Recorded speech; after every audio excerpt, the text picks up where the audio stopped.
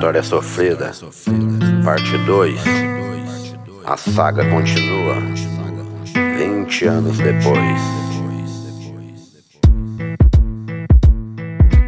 Vai, chuva cai e lava minha alma, enfim. Senhor, por favor, tira os meus pensamentos ruins, pois dentro de mim há um monstro receioso, bem mais que tenebroso, e isso é perigoso. Ele vem toda noite de madrugada me assombrar, pedindo, implorando pra eu te libertar. Ei, mocota, se liga, João, qualquer ladrão, cê parece que esqueceu, ó, do tempo da função, que você era chamado de garoto, propaganda da Adidas no rolê, só loucura, picadilha, de quinta a segunda, balada a noite inteira, rolê, noitadas, cachorro e várias bebedeiras. E olha só onde se encontra, veja que situação, trampando de ajudante, aguentando humilhação pra juntar 500 ou 600 por mês não dá. Cê parece que tá louco, onde cê quer chegar? Fica quieto, trancado na masmorra do meu coração. O tempo que eu bati marreta não mudou minha opinião. Essa não é questão, monstrão, tem nada a ver. Mas aí, pra ser sincero, às vezes eu penso em morrer pra não matar, deixar você sair, se libertar, pois se isso acontecer, muita gente irá chorar. Então eu peço ao Senhor, em forma de oração, guarda a chave da masmorra do meu coração. Mas na masmorra do meu coração eu sei bem, existe amor e ódio, ternura, porém ele tem que aprender a se livrar dessa dor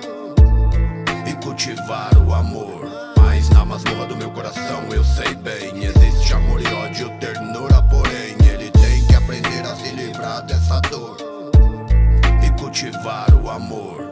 Mas é difícil, quase impossível conquistar o amor nesse mundo de terror, aonde vive mais. Demorou quem tem cifrão, jamais vou esquecer quando mataram meu irmão. Isso faz 25 anos atrás, eu me recordo minha mãe lavando o blazer que ele usava com os miolos e pedindo pra gente não chorar, que era o último desejo, a gente tinha que respeitar. E nesse instante algo de estranho aconteceu, e meio todo sofrimento foi ali que o monstro nasceu. E eu sentindo um orvalho no corpo gelado, dentro do matagal, louco pra sentar o pau. De repente, Zé Povinho, rock, toque, polícia, ladrão, onde eu percebi a parada comigo, presta atenção. Mas algo de inexplicável, mágico aconteceu. O monstro adormeceu quando meu filho nasceu. Então eu peço ao Senhor, em forma de oração, guarda a chave da masmorra do meu coração. Mas na masmorra do meu coração eu sei bem, existe amor e ódio, ternura, porém ele tem que aprender a se livrar dessa dor e cultivar o amor.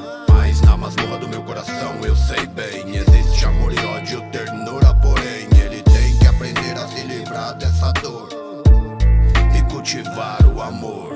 Mas o cultivo do amor tá num abraço apertado, num beijo estralado do meu filho. Eu tenho dito, isso sim é real, verdadeiro, infinito, é a dádiva de Deus, um presente de Cristo, bem diferente, ó, da mina e pá, que vivia comigo e dizia me amar. Eu, desempregado, cirurgia no hospital, ela no pancadão, nem aí me deu tchau. Gafanhoto do Egito, maldito sugador, quando eu mais precisei, ela me abandonou. E aqui só sofrimento, no arrependimento.